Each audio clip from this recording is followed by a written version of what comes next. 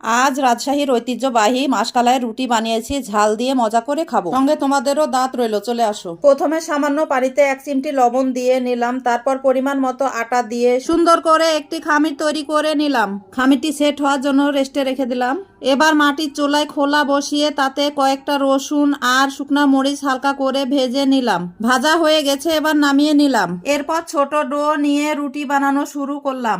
আমাদের রাজশাহীতে এভাবে হাতে মাসকালাই রুটি বানানো হয়। আপনাদের জেলায় কি এভাবে রুটি বানানো হয় অবশ্যই জানাবেন। এবার রুটিটা খোলায় দিলাম। এক পিঠ হালকা হয়ে এলে উল্টিয়ে দিলাম। খেয়াল রাখতে হবে যেন বেশি পুড়ে না যায়। চুলার আঁচটাও ঠিকঠাক রাখতে হবে, না হলে রুটি উঠবে না খোলা থেকে।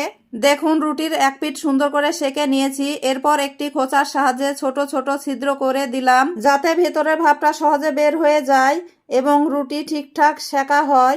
দেখুন, রুটিটা কত সুন্দর সেকা হয়ে গেছে। এবার ঝাঁকাতে উঠিয়ে নিলাম। এবার মরিচ ভর্তা বানাবো, তাই শিলপাটা নিয়ে নিয়েছি। শিলপাটার ওপর ভাজা মরিচ আর রসুনের সাথে 1 চিমটি লবণ আর বিট লবণ দিয়ে ভালোভাবে বেটে নিলাম। এবার বাটা মরিচগুলো একটি বাটিতে উঠিয়ে নিচ্ছি। এরপর এর মধ্যে দিয়ে দিলাম পেঁয়াজ কুচি, 1 ফালি লেবুর রস আর 1 চামচ ধনিয়া জিরা গুঁড়া। এবার পরিমাণ মতো সরিষা তেল দিয়ে ভালো করে চামচ দিয়ে নেড়ে চেড়ে সব উপকরণগুলো মিশিয়ে নিলাম। দেখুন, মরিচ ভর্তাটা দেখে এত দারুণ লাগছে, দেখে জিভে পানি চলে আসছে। মন বলছে 1 চামচ খেয়েই নি, কিন্তু কি আর করার। আগে বাবা ছেলেকে খেতে দিলাম, তারপর আমিও মজা করে খেলাম। ভিডিওটি কেমন লাগলো অবশ্যই জানাবেন। ধন্যবাদ সবাইকে।